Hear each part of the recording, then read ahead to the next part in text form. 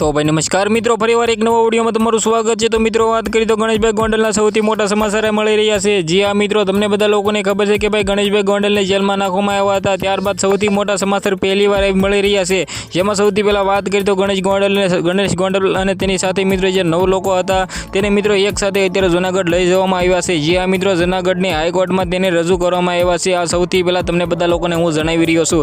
सौथी पहेला आ विडियोने शेर करवानुं बिलकुल भूलता नहीं, कारण के मित्रों हवे जे प्रक्रिया करवानी स्थिति हवे चालू थवानी छे। कोर्टमांथी शुं निर्णय आवे छे, शुं मित्रों तेने કેટલી સજા થઈ શકે છે, શું તેની ઉપર કાયદેસરની કાર્યવાહી કરવામાં આવે તો કેટલા વર્ષની જેલ થઈ શકે છે, શું મિત્રો એમ કે તો છૂટી શકે છે, કારણ કે મિત્રો હાલના ટાઈમમાં કંઈ પણ શકે છે, કંઈ પણ થઈ શકે છે। તો આ વિડીયોને શેર કરો ને ભાઈ બિલકુલ ભૂલતા નહીં, કારણ કે મિત્રો ગુજરાતના અને ભારતના જે પણ ઘટનાઓ ઘટતી હોય છે તેના સરળ ભાષામાં હું તમને બધા લોકોને ન્યૂઝ પકડતો હોઉં છું।